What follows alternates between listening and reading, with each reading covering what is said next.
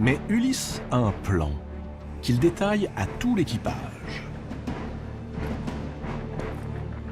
Qu'on l'attache solidement au mât de son navire et que chacun se bouche les oreilles avec la cire fondue. S'il demande à ses hommes de le délivrer de ses liens, ils le liront sur ses lèvres. Alors qu'il resserre encore plus les cordes, qu'ils ignorent tout ce qu'il pourra leur dire. C'est aussitôt fait. À cet instant, des flots s'élève un chant merveilleux.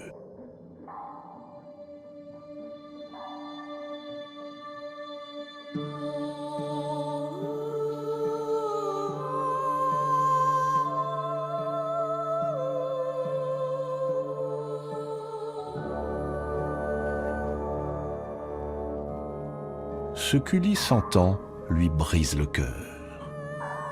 Les sirènes chantent les souffrances vécues devant les murailles de Troie.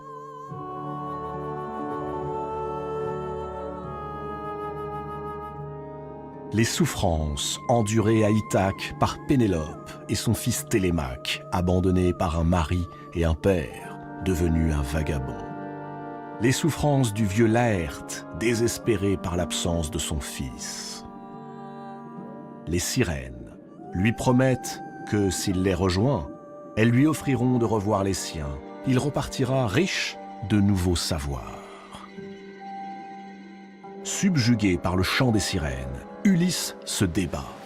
Il tente de défaire ses liens, fixe leur visage à mesure qu'elles le flattent et l'enveloppe de tendres promesses.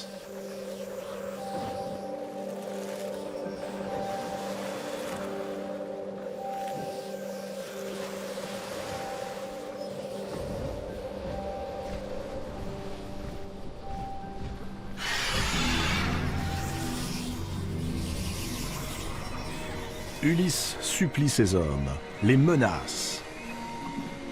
Mais sur le pont du navire, nul ne l'entend. Ainsi qu'il l'avait commandé, tous les marins se sont bouchés les oreilles et rament en cadence, insensibles au chant des sirènes, comme aux cris de leur roi. Euryloque ordonne qu'on redouble l'emprise des liens d'Ulysse, jusqu'au sang s'il le faut.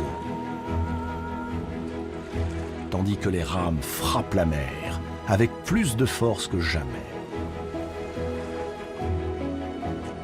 Voguer au plus vite, filer comme l'épervier, avait recommandé Circé, la magicienne. À mesure qu'il s'éloigne du rocher des sirènes, les chants s'atténuent. On entend les derniers cris des sirènes qui voient leur proie leur échapper. Puis, lentement, le silence revient. Mais à peine ont-ils doublé l'île des sirènes que des vapeurs recouvrent la mer. Des tourbillons se forment tout autour des coques. Les vents, à nouveau, se lèvent.